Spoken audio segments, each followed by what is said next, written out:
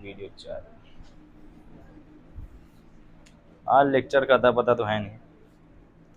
पुराने में तुम्हें धारा पढ़ा दिया गया, धारा घनत्व बता दिया गया, सदिश राशि है, श्रांतिकाल बताया गया, श्रांतिकाल आया हुआ क्वेश्चन है, अनुगमन वेग का व्यंजक करा दिए, विद्युत धारा अनुगमन वेग में संबंध कैसे प्रूव करते हैं।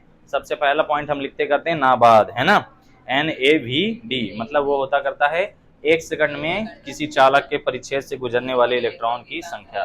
फिर उसके बाद क्या आता करता है T सेकंड में। फिर उसके बाद Q लाते हैं। उसके कई तरीके हैं।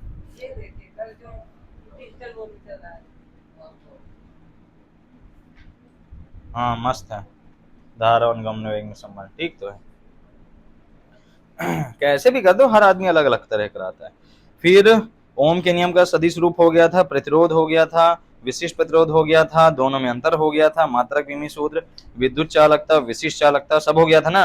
विशिष्ट चालकता का मात्रक क्या है, ohm inverse meter inverse, chemistry में इसी को साइमन सेंटीमीटर इनवर्स लिखता है। ओम के नियम का सदिश रूप भी हो गया है। उसके बाद आता है ओमी प्रतिरोध, नॉनोमी प्रतिरोध, दोनों में मैंने अंतर टाइप का करा दिया। गतिशीलता बता दिया, गतिशीलता क्या है, वेग ही है, बस थोड़ा चेंज हो जाता है। बुक में जो गतिशीलता दिया वो क्या दिया, Vd/E, Vd की वैल्यू भी रख दिया करो, थोड़ा सा वो चेंज हो जाएगा। इसके बाद एक छोटी सी हेडिंग थी अतिचालकता। अतिचालकता को एक बार और देख लीजिए तो और समझ में आ जाए, बस इसमें हमें ग्राफ उल्टा ले चलना है, ठीक है। नई हेडिंग क्या है हम लोगों की, अति चालकता। चैप्टर कौन सा है, 3, ये सबको सब जानकारी है। इसको इंग्लिश में क्या कहते हैं, सुपर कंडक्टिविटी। अति चालकता में मतलब यह है कि इसकी चालकता क्या हो जाएगी, ज्यादा हो जाएगी। अब चालकता ज्यादा होने के लिए एक इंपॉर्टेंट चीज है कि प्रतिरोध क्या होना चाहिए, प्रतिरोध कम होना चाहिए, है ना। किसी भी चीज की चालकता कब ज्यादा होगी, जब उसका प्रतिरोध कम होगा। कैसे, हमको पता है G= क्या होता है, 1/R। प्रतिरोध कम होगा तो चालकता ज्यादा, किसी आयन को चलने में रुकावट कम आएगी तो बढ़िया चलेगा। तो यहाँ चालकता ज्यादा चाहिए हमें, अधिक का मतलब बहुत जरूरत से ज्यादा चाहिए, उसके लिए प्रतिरोध क्या होना चाहिए, कम। अब ये एक स्पेशल कंडीशन में बात होती है जहां प्रतिरोध एकदम शून्य ही हो जाता करता है, ठीक। तो कुछ अतिचालक होते हैं, कुछ क्या होते हैं, अतिचालक होते करते हैं, जिनमें जो R या हम रो कहते हैं वो शून्य हो जाता है, और जिनकी चालकता हो जाती है क्या, अनंत। इनका प्रतिरोध विशिष्ट प्रतिरोध शून्य होता है और इनकी चालकता अनंत होती है। बहुत इंपॉर्टेंट ऑब्जेक्टिव है, ये तुम्हें अच्छे से याद रखना है, ठीक है। ऑब्जेक्टिव की बात हो गई। कुछ पदार्थ ऐसे होते हैं जिनका प्रतिरोध या फिर विशिष्ट प्रतिरोध शून्य होता है और जो चालकता होती है अनंत होती है, इन्हें क्या कहते हैं, अतिचालक पदार्थ कहते हैं। ये बहुत फास्ट काम करने के लिए यूज किए जाते हैं, ठीक। तो यूज किस में होता है इनका, इनका यूज होता करता है सुपर कंप्यूटर्स में। सुपर कंप्यूटर हो गया, क्वांटम कंप्यूटर हो गया। अब जैसे मान लो कि ग्रह वगैरह वाले सिस्टम हैं, अब इन सिस्टमों को चलाने के लिए हमें बहुत दमदार कंप्यूटर चाहिए, उस दमदार कंप्यूटर में प्रोसेसर भी दमदार चाहिए। अब पता चले तुम लोग अपना लैपटॉप ले गए, बटन मार दिए और शुरू चालू रह गया, मतलब लोडिंग लेता है ना, रिफ्रेश मार दिए अटक गया, F5 दबा के परेशान है। तो सुपर कंप्यूटर जो बहुत दमदार कंप्यूटर होते करते हैं, उनमें इसको यूज किया जाता है, किसको, अतिचालक को। अभी तक हमने कैटेगरी कैसी पढ़ी थी, हमने चालक पढ़ा था, फिर हमने कुचालक पढ़ा, फिर हमने क्या पढ़ा, अर्धचालक पढ़ा, ठीक। अब एक नया आ गया अतिचालक, एक नई कैटेगरी आ गई। चालक नॉर्मली लोहा चांदी तांबा सोना, और कुचालक क्या होते हैं, लकड़ी हो गया और मोम हो गया, प्लास्टिक हो गया। अर्धचालक में हम 2 अच्छे से पढ़े थे, जर्मेनियम, सिलिकॉन, गैलियम, आर्सेनिक, ये सब आगे आएंगे। अधिचालक के बारे में आपकी बुक में नहीं लिखा हुआ है, आप देख सकते हैं। कुछ पदार्थ हैं वो मुझे जानकारी नहीं है, बस ये काम कैसे करता है ये समझना है। तो इतनी जानकारी तो तुमको क्लियर हो गई कि अतिचालक यानी सुपर कंडक्टर, ये होते क्या है, सुपर कंडक्टर होते हैं। जैसे ये कंडक्टर होते हैं, कंडक्टर, इंसुलेटर, सेमीकंडक्टर, ऐसे ही सुपर कंडक्टर। इनमें बस फंडा यही लगता है कि प्रतिरोध कम हो जाए। अब प्रतिरोध कम करने के लिए यहाँ पे ताप के प्रभाव की व्याख्या की जाती है, ठीक। तो यहाँ पर फंडा वही सेम रहेगा, यहाँ ताप है और यहाँ पे इसका क्या है, प्रतिरोध। अब बताओ ताप बढ़ाने पे प्रतिरोध क्या होता है, बढ़ता है, तो ताप घटाने पे प्रतिरोध क्या होगा, बढ़ेगा। तो हमें ग्राफ को इधर से देखना है, ग्राफ को किधर से देखना है, उधर से देखना है। तो ऐसा समझो कि इधर से अगर मैं किसी चीज का ताप घटा रहा हूं, तो ताप जब मैं घटाऊंगा तो उसका प्रतिरोध क्या होगा, घटेगा। अब प्रतिरोध घटेगा तो चालकता उसकी बढ़ेगी, बढ़ेगी ना। प्रतिरोध जितना घटेगा चालकता उतनी ही बढ़ेगी। मैंने सेम चीज कराई थी, बस मैंने उल्टा करा दिया था, इसलिए दोबारा करा रहा हूँ सीधा करके। तो पहली बात हम ये समझ गए कि ताप घटाएंगे तो प्रतिरोध घटेगा, जिससे चालकता बढ़ेगी। अब हमें क्या बोला गया कि हमें प्रतिरोध घटाते जाने ताकि इसकी चालकता क्या हो जाए, बहुत ज्यादा। अब बहुत ज्यादा चालकता ही तो यही पढ़ा रहे हैं हम कि ताप घटाते जाना है, ताप घटाते जाओ घटाते जाओ घटाते जाओ घटाते जाओ घटाते जाओ। ये लगभग 200 डिग्री सेल्सियस माइनस में, प्लस तो गर्म हो जाएगा, ये माइनस में 200 डिग्री सेल्सियस तक लगभग गर्म करो। तो मान लो ये जो पॉइंट था, ये वाला जो पॉइंट था, ये क्या था, लगभग ये पॉइंट था 200 डिग्री सेल्सियस, लेकिन माइनस। ठीक है, तो माइनस 200 डिग्री, 196 जितना रहता है, ये लगभग की बात आ चल रही। इतने डिग्री सेल्सियस के बाद कोई पदार्थ जो होता है वो अतिचालक की भांति व्यवहार करने लगता है। अब इतना ठंडा भी तो करना पड़ता है। तुमको मैं 50 बार बताया हूँ कि फोन गर्म हो जाता है तो स्लो चलने लगता है, फोन ठंडा रहता है तो बढ़िया चलता है, बताया हूँ कि नहीं। तो ठंडा फोन अच्छे से चलने का कारण क्या है, क्योंकि उसमें प्रतिरोध कम हो जाता है, ताप कम रहता है तो प्रतिरोध, ताप कम तो प्रतिरोध कम, प्रतिरोध कम तो चालकता ज्यादा, इसलिए ठंडा फोन बढ़िया चलता है। गर्म हो जाता है तो हैंग मार देता है। गाड़ियों में भी यही चीज है, लेकिन गाड़ियों में तेल जो होता है वो तनु रहना चाहिए, और ठंडा जब होता है तो तेल क्या हो जाता है, शांत हो जाता है, इसलिए शुरू में चोक लेना पड़ता है, मेरे हिसाब से ऐसा ही है। यहाँ पे अब इसके बाद जो है इसका प्रतिरोध सीधे कहाँ आ जाएगा, जीरो।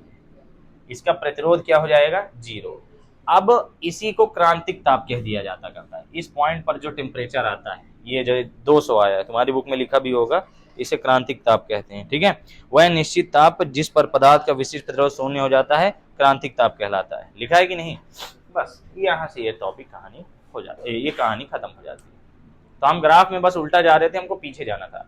गर्म नहीं करना है, ठंडा करना है, गर्म नहीं करना, ठंडा करना है, वही बुक में सही लिखा है। ताप घटाने पर प्रतिरोध घटता जाता है, लेकिन ताप घटाते घटाते घटाते घटाते एक पॉइंट पर जब ताप बहुत कम हो जाता है, बहुत कम, माइनस 200 डिग्री सेल्सियस, भाई जीरो में बर्फ बन गए, माइनस 200 में जहाज ना बना दे तो माइनस 200 डिग्री सेल्सियस में प्रतिरोध क्या हो जाता है, शून्य के लेवल का आ जाता है। और प्रतिरोध शून्य के लेवल का आ जाता है, चालकता क्या हो जाती है, अनंत, फिर मस्त चलते हैं। लेकिन अब इतने ठंडे में उसको टिका के रखना भी तो बहुत टेढ़ी खीर है ना। बर्फ और तो इतना ठंडे होते नहीं, बर्फ से भी ठंडा करना है। और तुमको ये पता है कि माइनस 273 डिग्री सेल्सियस ये तो लास्ट होता है, इसके नीचे फिर ठंडा भी नहीं होता। मतलब बहुत नजदीक पहुंचना है हमें परम शून्य ताप के। परम शून्य ताप है ना, ये कितना होता है, 0 केल्विन, इसके नजदीक हमें पहुंचना है। अब इसके नजदीक पहुंचना है मतलब बहुत ज्यादा ठंडा करना पड़ेगा। तो जो चालक होते हैं, एक बार हम फिर से समझ लेते हैं, जो बुक में हमारे लिखा है, कुछ पदार्थों की चालकता ताप के साथ असमान रूप से बदलती है। इन पदार्थों की चालकता ताप घटाने पर पहले धीरे धीरे बढ़ती है। क्या बढ़ती है, चालकता बढ़ती है। जब ताप घटाते हैं तो चालकता पहले धीरे धीरे बढ़ती है, सही लिखा हुआ है। और फिर परंतु ताप घटाते घटाते एक निश्चित ताप से नीचे, अब ये ताप घटाते गए घटाते गए घटाते गए एक निश्चित ताप क्या था यहाँ, 200 डिग्री सेल्सियस, लगभग है, एग्जैक्ट नहीं है। इस ताप से नीचे, इस ताप से नीचे हम आ रहे थे, इस तापमान से नीचे एक निश्चित ताप से नीचे चलकर ये चालकता बढ़कर अनंत हो जाती है। अब ये चालकता क्या हो जाएगी, अनंत, चालकता क्या हो जाएगी, अनंत। रीजन क्या है, रीजन है कि प्रतिरोध क्या हो गया, शून्य। भाई यहाँ पर आर क्या हो गया, शून्य, इसलिए जी क्या हो जाएगा, इन्फिनिटी, है ना। और ये जो टेम्परेचर, ये क्या कहलाता है, क्रांतिक ताप। बस इतनी सी कहानी। फिर आगे क्या लिखा है, इस घटना को सॉरी आगे तो बता दूं, अर्थात विशिष्ट प्रतिरोध शून्य हो जाता है, इस घटना को अतिचालकता कहते हैं। क्लियर है। अब नीचे हमने कुछ पॉइंट बता दिए कि मतलब वह ताप जिस पर इसका प्रतिरोध शून्य हो गया था क्रांतिक ताप कहलाता है। फिर क्रांतिक ताप पर पदार्थ का प्रतिरोध शून्य हो जाता है और चालक और कोई भी पदार्थ अतिचालक की भांति व्यवहार करने लगता है। यानी जब प्रतिरोध शून्य हो गया तो कंडक्टर कैसा हो गया, सुपर कंडक्टर, अतिचालक हो गया। इसके बाद क्या लिखा है कि अतिचालक का प्रतिरोध विशिष्ट प्रतिरोध शून्य होता है और चालकता अनंत होती है। बस काम खत्म। इसका उपयोग क्या होता है बता ही दिया, प्रबल विद्युत चुंबक बनाने में, शक्तिशाली कंप्यूटर, सुपर कंप्यूटर वगैरह हो गए इनको, क्वांटम कंप्यूटर बनाने में, जो परमाणु के लेवल की रिसर्च होती है वो क्वांटम कंप्यूटर्स में होती है। सब तुम लोग कॉलेज में पढ़ोगे क्वांटम मैकेनिक्स में। क्लियर हो गया, ठीक है। तो ग्राफ बुक में बना लो, ज्यादा बढ़िया रहेगा। बुक में बना लो, जगह ही नहीं है ना, बना हो गया, कॉपी में बना लेना। क्लियर हो गया ना सब। बस इसके बाद देखेंगे हम लोग। तो अतिचालकता तुम्हारा क्लियर हो चुका है।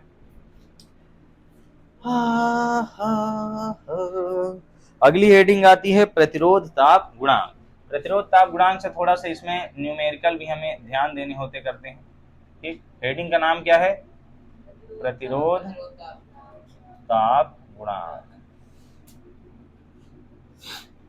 इसको किससे दर्शाते हैं? अल्फा से दर्शाते हैं। ये है क्या, इसके बारे में हम समझते हैं। सबसे पहले तो प्रतिरोध और ताप का आपस में रिलेशन हमें पता है कि ताप बढ़ाने पर प्रतिरोध बढ़ता है, ठीक है। तो ताप बढ़ाने पर प्रतिरोध बढ़ता है, तो ये बोला गया कि अगर किसी चीज का तापमान हम 1 डिग्री सेल्सियस बढ़ाते हैं तो प्रतिरोध जितना बढ़ेगा वही अल्फा होगा। क्या बोला मैंने? कोई भी पदार्थ है उसको 1 डिग्री सेल्सियस गर्म करेंगे, 1 डिग्री सेल्सियस गर्म करेंगे तो प्रतिरोध कितना बढ़ेगा वही जान रहे हैं। हम जानते हैं ताप प्रोपोर्शनल प्रतिरोध किसमें? चालकों में। अर्धचालकों में उल्टा होता है, ताप इनवर्सली प्रोपोर्शनल प्रतिरोध। रीजन क्या है? क्योंकि टेम्परेचर बढ़ाते हैं तो उसमें बॉन्ड वगैरह टूटता है तो इलेक्ट्रॉन मुक्त होते हैं तो करंट बढ़िया चलता है ना। यहाँ पर ये चालक के लिए, किसके लिए है? चालक के लिए है, विद्युत अपघट्य के लिए है और मिश्र धातुओं के लिए है। अर्धचालक थोड़ा सा उल्टा रहता करता है। यहाँ पे क्या बोला है? किसी पदार्थ का 0 डिग्री सेल्सियस पर प्रतिरोध 1 ओम हो तो ताप 1 डिग्री सेल्सियस बढ़ाने में प्रतिरोध में वृद्धि। तो ये हम क्या बोल रहे हैं कि जो प्रतिरोध ताप गुणांक है ये है क्या? ये है प्रतिरोध में वृद्धि। ये क्या है? प्रतिरोध में वृद्धि। लेकिन इसे याद कैसे करो? प्रतिरोध में वृद्धि कब है? प्रतिरोध में वृद्धि कब है? जब ये वृद्धि कब है? जब आप डेल टी कितना रखो? 1 डिग्री सेल्सियस। तापमान में परिवर्तन कितना रखो? 1 डिग्री। यहाँ तापमान को स्मॉल टी से दर्शाया ना, स्मॉल टी है क्यों देता हूँ। मतलब जब तुम तापमान में परिवर्तन कितना करो? 1 डिग्री सेल्सियस, तो प्रतिरोध में जो परिवर्तन होगा वो अल्फा कहलाता है। लेकिन इसकी स्टार्टिंग में क्या कहा गया कि 0 डिग्री सेल्सियस पर आर कितना होना चाहिए? 1 ओम। जब हो तो है ना del T equal to 1 degree Celsius करने पर जो आर आएगा, आर क्या? डेल आर बोलना चाहिए। आर में जो परिवर्तन आएगा वही क्या कहलाता है? अल्फा। तो क्या बोल दिया गया? जब किसी पदार्थ का 0 डिग्री सेल्सियस पर प्रतिरोध कितना हो, है ना, तो तापमान 1 डिग्री सेल्सियस बढ़ाया है। क्या किया? बढ़ाया, +1 कर देते हैं। तो 1 डिग्री सेल्सियस बढ़ाने पर उसके प्रतिरोध में जो परिवर्तन होता है, परिवर्तन वृद्धि, जाहिर सी बात है बढ़ेगा। चालक का है तो बढ़ेगा, अर्धचालक का है तो घटेगा। अब जिसका प्रतिरोध बढ़ेगा तो अल्फा की वैल्यू क्या कहला जाएगी? पॉजिटिव। जिसका प्रतिरोध घटेगा तो अल्फा की वैल्यू निगेटिव कहला जाएगी। वही आगे पॉइंट दिया हुआ है, ठीक।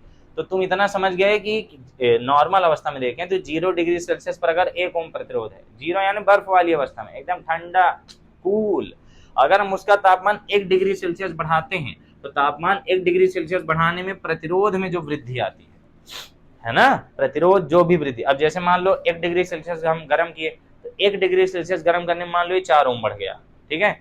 ये हो गया 1 से 5 ओम हो गया, तो 1 से 5 ओम हो गया यानी बढ़ा कितना? 4 ओम। ये जो 4 ओम आया यही इसका क्या कहला जाता है? अल्फा। अब अगर बढ़ गया तो अल्फा धनात्मक, घट गया तो अल्फा ऋणात्मक, नॉर्मल सी बात है। तो यहाँ प्रतिरोध में हमें परिवर्तन बोल देना चाहिए, ठीक है। इसका फार्मूला क्या होता है? अल्फा बराबर प्रतिरोध में वृद्धि बटे प्रारंभिक प्रतिरोध, प्रारंभिक प्रतिरोध गुणे तापांतर, ठीक है। इसका अल्फा को फार्मूला क्या? मान लो पहले क्या था? पहले जो था, पहले हम R1 T1 मान लेते हैं, बाद में क्या हो जाता है? R2 T2, ठीक है। हाँ, तो प्रतिरोध में वृद्धि क्या हो गई? R2 minus R1।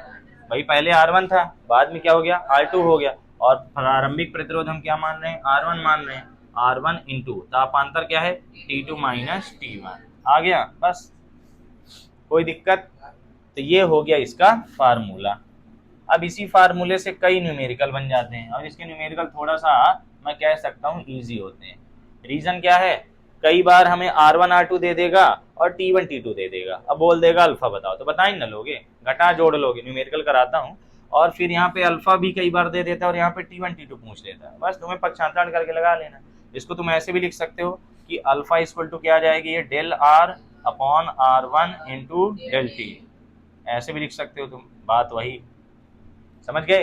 हिंदी में सूत्र याद रखो। अब यहाँ तापांतर का भाग क्यों दिए हैं? तापांतर कितना दिया गया? यहाँ एकांक।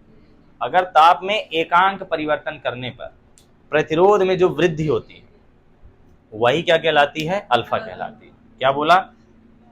किसी चालक के या फिर किसी भी पदार्थ के ताप में 1 डिग्री सेल्सियस की वृद्धि करने पर या फिर एकांक वृद्धि करने पर उसके प्रतिरोध में जो वृद्धि होती है वही प्रतिरोध ताप गुणांक कहलाता है।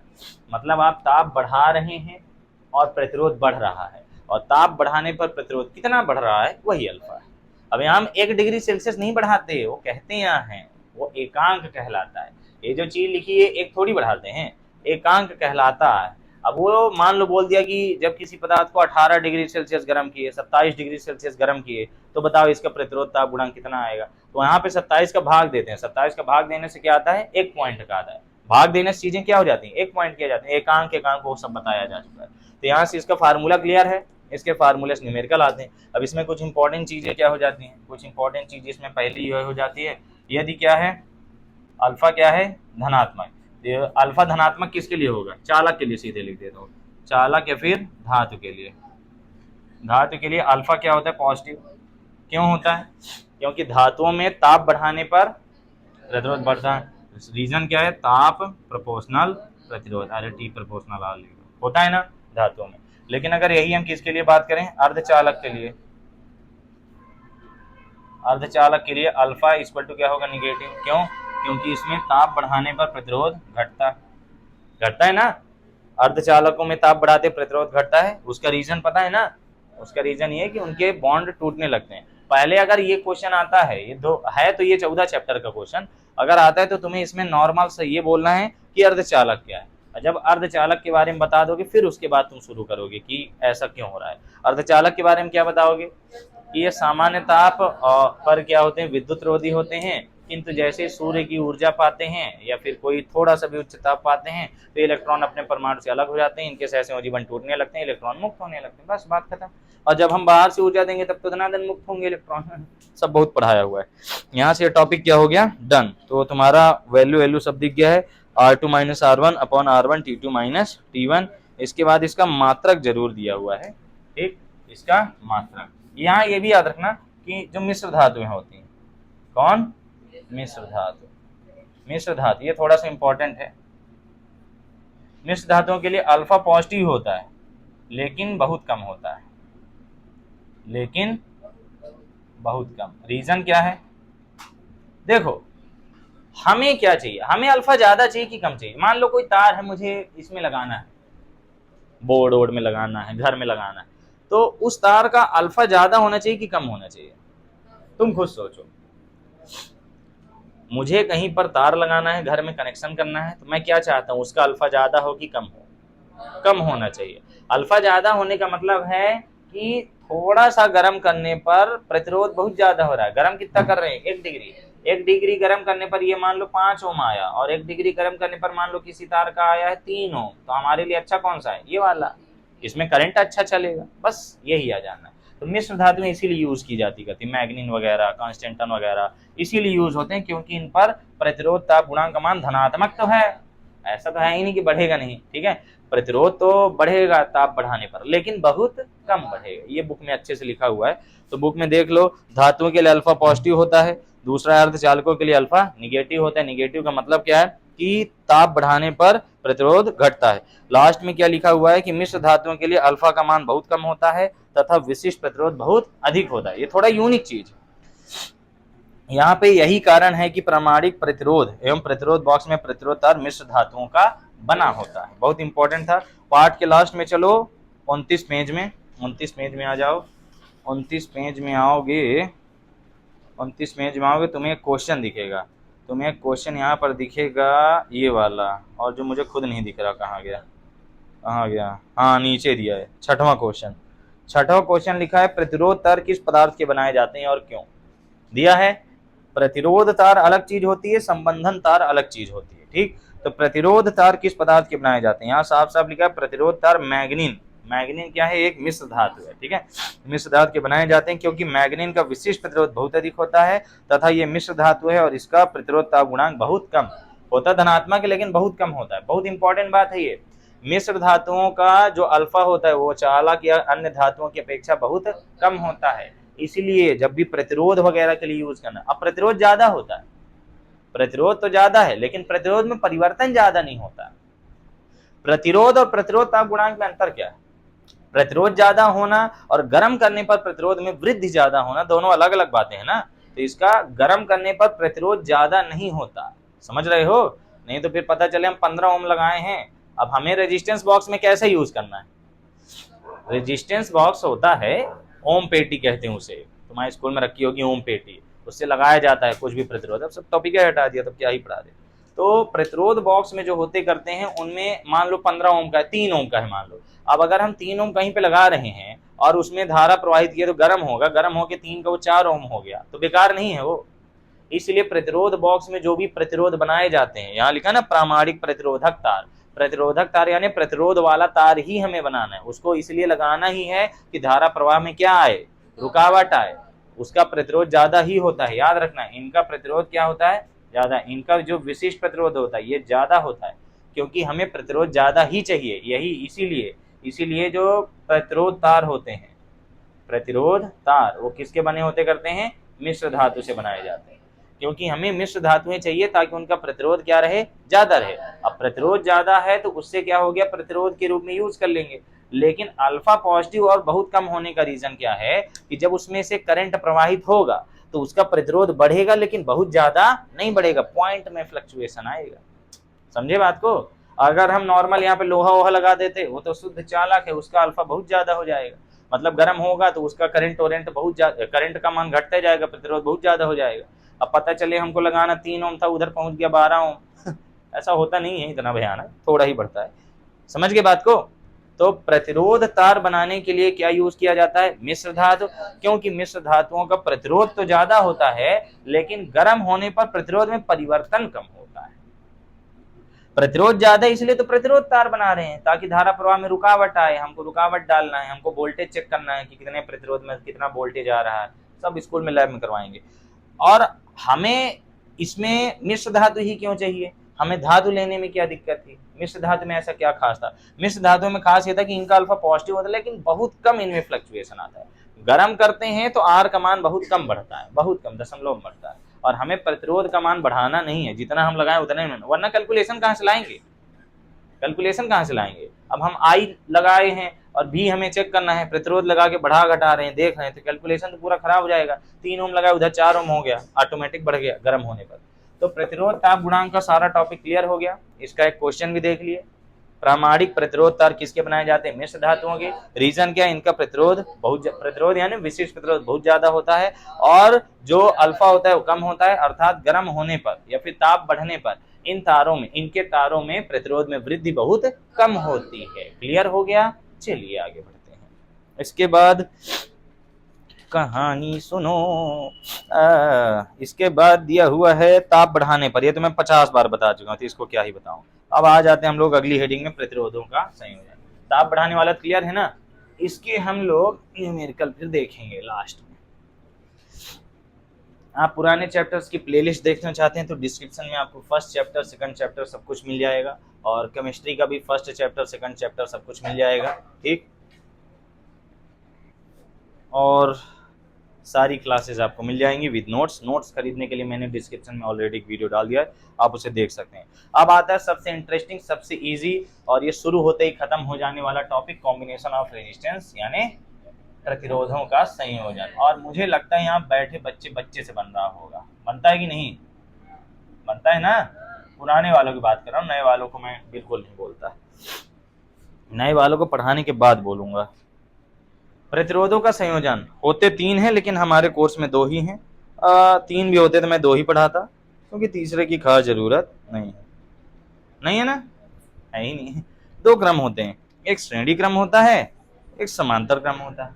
अब प्रतिरोध R होता है, तो एक चीज मैं कंफर्म कर लेता हूं, क्या तुम्हें पता है चालक पर प्रतिरोध पर ताप का क्या प्रभाव पड़ता है, अर्धचालक पर, मिश्र धातु पर विशिष्ट प्रतिरोध क्या है, चालकता क्या है, विशिष्ट चालकता क्या है, मोलर चालकता तो वहां की चीज है सब क्लियर है कि नहीं, सब क्लियर हो तो हम आगे बढ़ जाएं, ठीक है। चलो फिर आगे बढ़ जाते हैं। तो प्रतिरोधों के संयोजन के पहले हम प्रतिरोध का संकेत देख लेते हैं। जो R होता है उसको ऐसे दर्शाया जाता है, कैसे, ऐसे, मस्त रहता है। एक और होता है उसको RH बोलते हैं, रेजिस्टेंस होता है, जहां तक ऐसे रहता है और उसमें ऐसे तीर लग जाता है, ठीक, 10th में पढ़े हो गया ऐसा। आगे था मीटर सेतु वाले टॉपिक में, लेकिन हटा दिया, बोलते कोई जरूरत नहीं बच्चों। तो प्रतिरोधों को 2 प्रकार से जोड़ा जा सकता है ना। जैसे हमने पढ़ा था संधारित्रों का संयोजन, ऐसे प्रतिरोधों के संयोजन। जल्दी जल्दी खत्म करेंगे। तो सबसे पहले कौन सा आता है, लाइट बंद कर दो, किसी काम की नहीं लाइट। हाँ, श्रेणी क्रम संयोजन कौन सा आएगा सबसे पहले, श्रेणी क्रम। श्रेणी क्रम में क्या किया जाता है, प्रतिरोध लिए जाते हैं, पहला, दूसरा और तीसरा। फिलहाल हम 3 प्रतिरोध जोड़ रहे हैं और इनको किससे जोड़ा जाता है, टेढ़ा बन गया क्या यार, हो गया, चलो ऐसे समझो। इनको जोड़ा जाता है, बटन वटन लगाना पड़ेगा यार, बैटरी वैटरी लगाना पड़ेगा। बी से बैटरी यहाँ बनी हुई है, ठीक है, यहाँ पे प्लस माइनस लगा दिए हैं, ये हो गया प्लस और माइनस, इससे इसमें क्या चलेगी, इधर साइड धारा, और हमें दिख रहा है कि प्रत्येक प्रतिरोध में जाने वाली धारा क्या है, समान है कि नहीं, प्रत्येक प्रतिरोध में प्रवाहित धारा का मान नियत रहता है। टिंग टंग टंग टंग टंग टंग टंग टंग।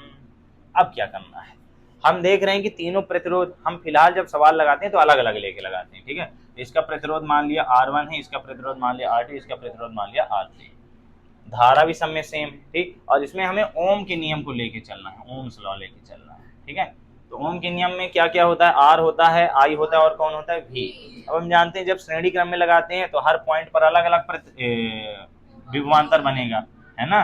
श्रेणी क्रम में विभवांतर क्या होता है, अलग अलग, क्योंकि विभवांतर जो होता है दूरी के साथ घटता जाता है, हमने पढ़ा था। वरना अगर ऐसा ना होता, वोल्टेज ना घटता, तो ट्रेन की एक जगह पटरी में करंट बिछाते, पूरे भारत में सगली ट्रेनें स्वाहा। समुद्र में किसी नदी में पानी में करंट डाल दो, फिर देखो पूरी पृथ्वी ही स्वाहा, पूरे जीव जंतु सब तड़प तड़प मर जाएंगे, पूरा समुद्र खत्म हो जाएगा। रीजन क्या है, दूरी बढ़ती है तो वोल्टेज डाउन होते जाता है। प्रतिरोध बहुत अच्छी चीज है, अगर प्रतिरोध ना होता तो यही होता। आतंकवादियों को तो बहुत आराम रहता है, 2 सेकंड में खेल खत्म कर देते, है ना, कुछ जगह कर देते हैं। तो यहाँ पर क्या हो गया, सबका विभवांतर अलग अलग, इसका विभवांतर V1, इसका V2, इसका V3। कोई दिक्कत, कोई दिक्कत। बस एक पंकज सर का वीडियो डला हुआ यूट्यूब में, वो जाके देख लेना कि दूरी के साथ विभवांतर कैसे घटता है। वो एक तो पानी रखते हैं वहाँ पे और उसमें एक जगह ऐसे डाल देते हैं, फिर एक तो तार को दूर ले जाते हैं, दिखाते हैं देखो बल्ब धीरे धीरे जलने लगा। वो मैं देखा था, देखे हो, नहीं देखे हो, आके देख लेना। एक टब में पानी रखते हैं, फिर एक जगह तार लगाते, फिर दूसरा तार, बोलते ये देखो दोनों तार पास पास हैं, तो अभी दोनों में करंट बढ़िया है, यानी बल्ब तेज जल रहा है। जब एक तो तार दूर कर देते हैं तो करंट धीरे धीरे धीरे धीरे डिम हो जाता है। ये हमने इसका कॉम्बिनेशन बना लिया। तो श्रेणी क्रम की परिभाषा क्या होती है भाई, श्रेणी क्रम की परिभाषा क्या होती है, इसकी परिभाषा रटी नहीं जाती है। यहाँ पे सीधे बोल दिया जाता है कि प्रत्येक प्रतिरोध के दूसरे सिरे को, ये वाला सिरे को, अगले प्रतिरोध के पहले सिरे से जोड़ा जाता है। तो इस प्रकार का संयोजन श्रेणी क्रम संयोजन कहलाता है। अब हम शुरू का इंट्रोडक्शन क्या देते हैं, हम बोल देते हैं माना 3 प्रतिरोध R1, R2, R3 हैं, श्रेणी क्रम में जुड़े हैं, इनमें प्रवाहित धारा I है, इनके प्रत्येक सिरों के बीच अंतर V1, V2, V3। ले अब ये रट रहे हैं, आई रटना है ही नहीं, आराम से लिख दो इंट्रोडक्शन, और ये सब मास्टर चेक भी नहीं करते। अब हमें ओम का नियम लगाना है, और जब भी मैं तुम लोग को संयोजन यानी कॉम्बिनेशन पढ़ाता हूँ, ये हिंदी में इंग्लिश में भी लिख दूँ, और जब भी कॉम्बिनेशन पढ़ाता हूँ तो एक चीज बताता हूँ मैं, वो मेरी ट्रिक है। जो हमें ज्ञात करना है और जो कांस्टेंट है उसको हम नहीं देखते, जो बचता है उसकी वैल्यू लाते हैं। तो हम जानते हैं यहाँ पे हमें क्या लगाना पड़ेगा, ओम का नियम, है ना। ओम के नियम से ऊपर की लाइन तो पता है ना सबको, माना 3 प्रतिरोध जिनके प्रतिरोध क्रम से R1, R2, R3 हैं, विभवांतर क्रम से V1, V2, V3 हैं, और प्रत्येक प्रतिरोध में प्रवाहित धारा I है, श्रेणी क्रम में जोड़ा गया। क्लियर हो गया, खत्म। इसके बाद हमें ओम का नियम लगाना है। ओम के नियम से क्या होता है, V = IR। अब बताओ हमें वैल्यू किसकी लानी होगी, जो ज्ञात करने और जो कांस्टेंट है उसको उधर रखते हैं, मैं बहुत बार बताया हूँ, ठीक। अब तुम बोलते ये समझ में नहीं आ रहा, बिल्कुल नहीं समझना है। जो ज्ञात करना है, जो कांस्टेंट है, उसके अलावा जो तीसरा है उसकी वैल्यू लाओ। ज्ञात क्या करना है हमें, आर को नहीं देखो, कांस्टेंट कौन है यहाँ, तीनों में सेम चीज कौन है, आई तीनों में सेम रहेगा, आई सेम, तो मतलब वैल्यू किसकी लाने में, भी बहुत बढ़िया लिखा हुआ है ना। इसलिए अब तीनों का अलग अलग लगाएंगे, इसलिए तीनों का अलग अलग। तो V1 = क्या आ जाएगा, IR1। आई क्यों नहीं 1 किया, क्योंकि आई तीनों का सेम। V2 = क्या आ जाएगा, IR2। V3 = क्या आ जाएगा, IR। अब हम कुल वोल्टेज लाएंगे, भाई बैटरी लगी तो इसका टोटल वोल्टेज भी तो होगा, इसका टोटल वोल्टेज यानी लिख देंगे कुल विभवांतर। तारारा V = क्या आ जाएगा, V1 + V2 + V3। जो ये अलग अलग लाते हैं ना, इसी को टोटल लिख देना है। अगर Q अलग अलग लाए हो तो Q टोटल कर दो, I अलग अलग लाए हो, I1, I2, I3, I total कर दो। ले बहुत इजी होता है। तो V की वैल्यू क्या है, IR1 = IR1 + IR2 + IR। ये सबसे इजी होता है, इसके न्यूमेरिकल भी बहुत आते हैं। IR अब तो तुम्हें पता है I कॉमन है, तो R1 + R2 + R3, so I cancelled each other and we got R equal to R one plus R two plus R. तो इससे पता क्या चल रहा है, श्रेणी क्रम में जोड़ने पर प्रतिरोध बढ़ रहा कि घट रहा? मेरा कैच छूट गया। श्रेणी क्रम में जोड़ने पर प्रतिरोध क्या हो रहा है? बढ़ रहा है। तो समांतर क्रम में जोड़ने पर क्या होगा? घटेगा। बढ़ कितना रहा है? जितना ज्यादा जोड़ देंगे। तो जैसे मैंने बोल दिया कि 5 ओम के 5 प्रतिरोध श्रेणी क्रम में जोड़ दिया तो कितना आएगा? 25 आएगा। समझ गए बात को? तो ये होता है तुल्य धारिता के लिए, सॉरी धारिता कहाँ आ गए हैं, तुल्य प्रतिरोध के लिए व्यंजक बन जाएगा। अब इसी में तुम नीचे एक लाइन बढ़ा के लिख सकते हो। क्या बढ़ा के लिख सकते हो तुम? कि यदि आर ओम प्रतिरोध के यन संधारित्र यन प्रतिरोध श्रेणी क्रम में जोड़े गए हैं तो तुल्य प्रतिरोध कितना आ जाएगा? R dash equal to N R, है ना। ये लाइन कोई खास जरूरी नहीं रहता, तुम लिखना चाहो लिख सकते हो, लेकिन श्रेणी क्रम में जोड़ने पर प्रतिरोध का मान क्या हो जाता है? बढ़ जाता है। और श्रेणी क्रम में तब जोड़ते हैं जब विभवांतर हमें प्रत्येक में बांटना हो। विभवांतर बांटा जा रहा है, विभवांतर एक ही नहीं है, ठीक है, तीनों विभवांतर ज्यादा कम होता रहता है। अब आता है समांतर क्रम। तो श्रेणी क्रम के बाद कौन सा आएगा? समांतर क्रम। दो तो है ही। गुलाबी सी सुबह। क्या हुआ? समांतर क्रम में क्या किया जाएगा कि इनमें अलग अलग तार लगाया जाएगा। ये एक हो गया, ये दूसरा हो गया, ये तीसरा हो गया। अलग अलग तार लगाए हैं और अलग अलग तारों में इन तीनों का एक सिरा इधर जोड़ देंगे, इन तीनों का एक सिरा इधर जोड़ देंगे।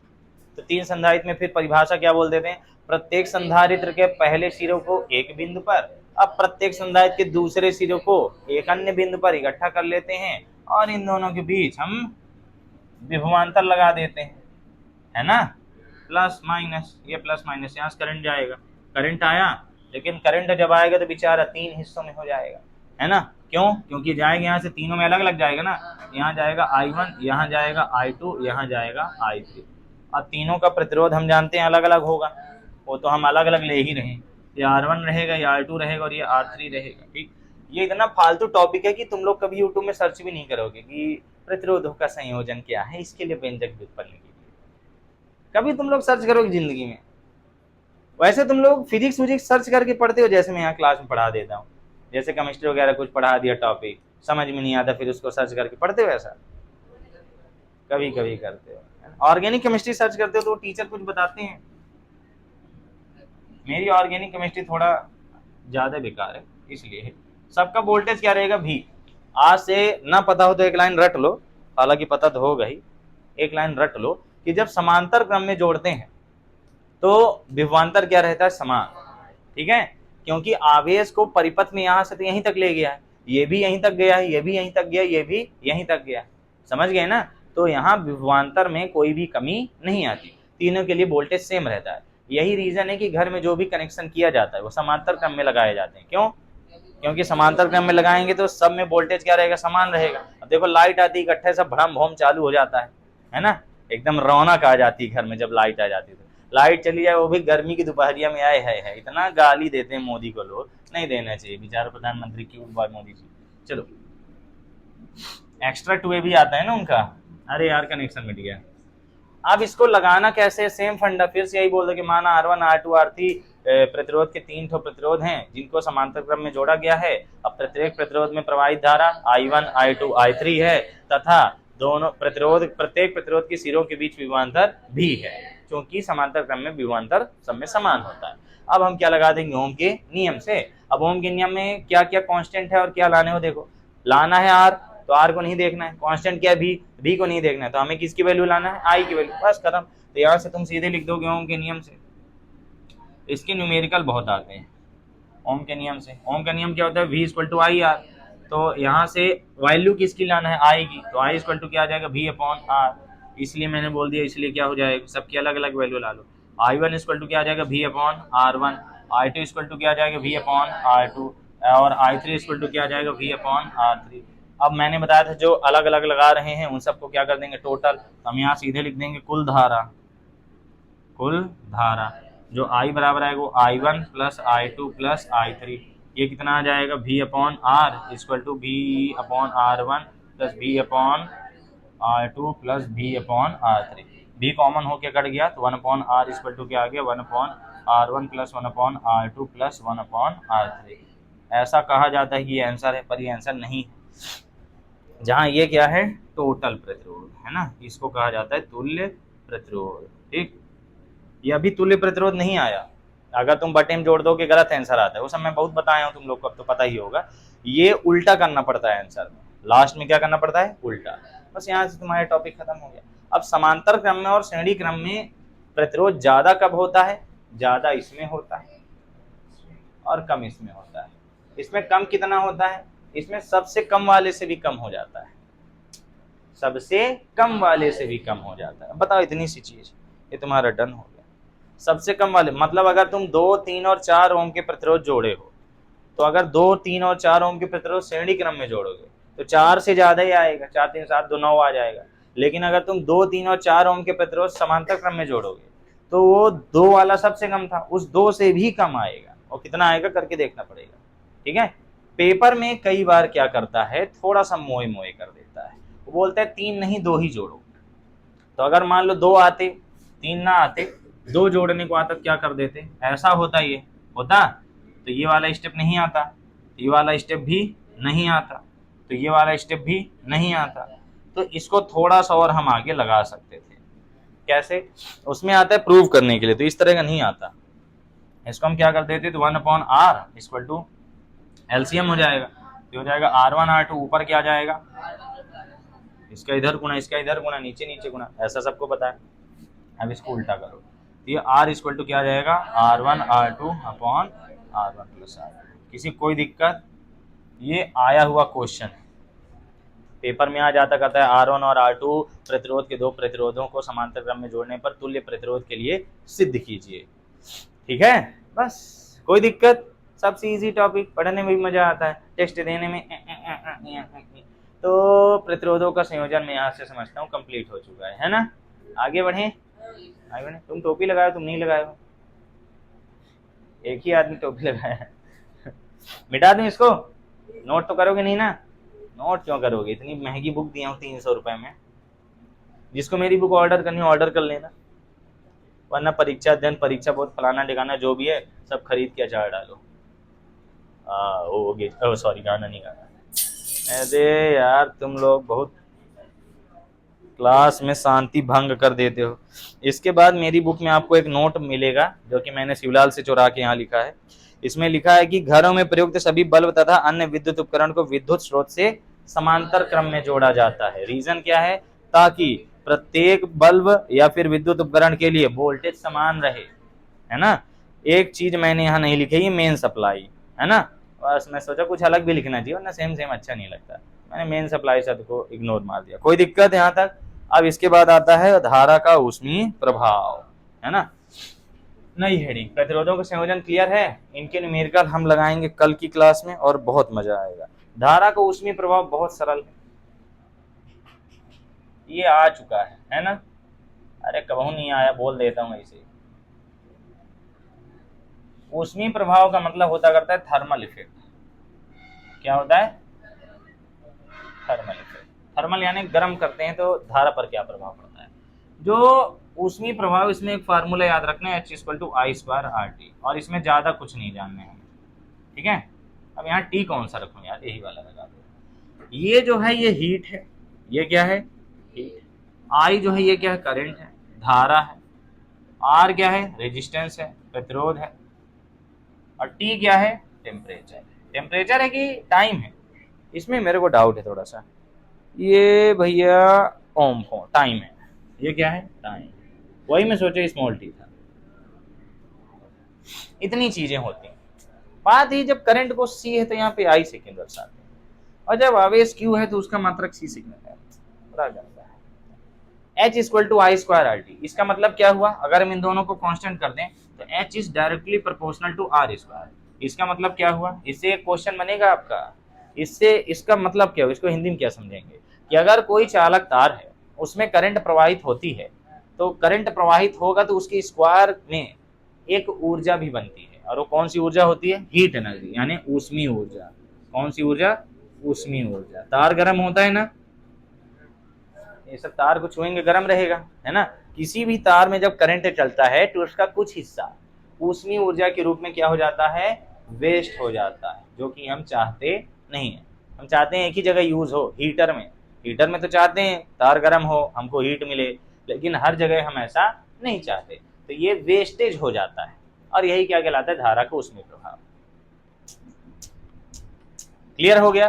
परिभाषा देख लो बच्चों वाली, जब किसी चालक तार में विद्युत धारा प्रवाहित की जाती है तो तार गर्म हो जाता है, अतः धारा प्रवाहित करने पर तार में ऊष्मा का उत्पन्न होना ऊष्मीय प्रभाव कहलाता है। कोई दिक्कत? खत्म।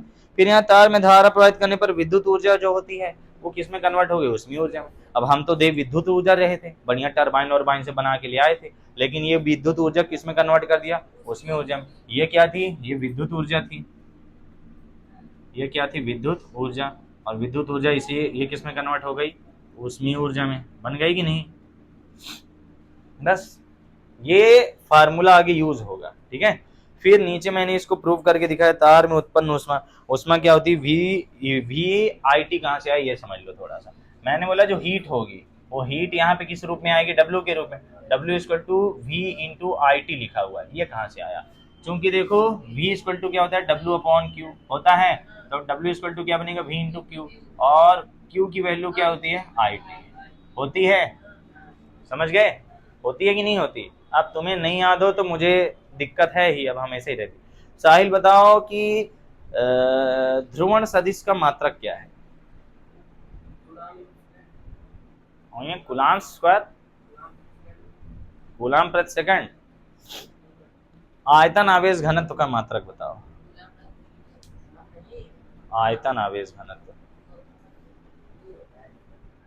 क्या? तो बता ही कहाँ रहे हो जो तुम यही होते, पहले बता लो तब मैं नाम में सुनूं, बता ही नहीं रहे हो। कूलाम प्रति मीटर क्यूब। द्विध्रुव आघूर्ण का मात्रक क्या होता है, विद्युत द्विध्रुव आघूर्ण। पता चले तुम दूसरा वाला बता दो।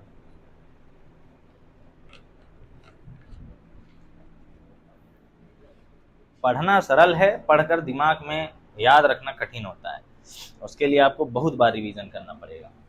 v equal to I T हो गया। अब यहाँ पे ओम का नियम सब लोग पढ़े ही हो, ओम का नियम क्या पढ़े हो, ओम का नियम क्या पढ़े हो, v इक्वल टू क्या होता है, आई टी, और सॉरी आई आर, तो ये आई आर बन जाएगा और आई टी, तो यहाँ से ये फार्मूला आ गया कि नहीं आ गया, बस हो गया। लास्ट लाइन याद रखो, ऊपर वाला नहीं याद रखो तो भी चल जाएगा। इसके बाद आता है विद्युत शक्ति क्या है, जिसके बारे में हम पढ़ेंगे कल, ठीक है। तो कल के लेक्चर में हम विद्युत शक्ति पढ़ेंगे, और उसके पहले कोशिश करेंगे कि जो प्रतिरोधों का संयोजन है उसके न्यूमेरिकल लगा लें, ठीक है। तो कल छुट्टी मत मानना, यहाँ से क्लास समाप्त होती है। धन्यवाद।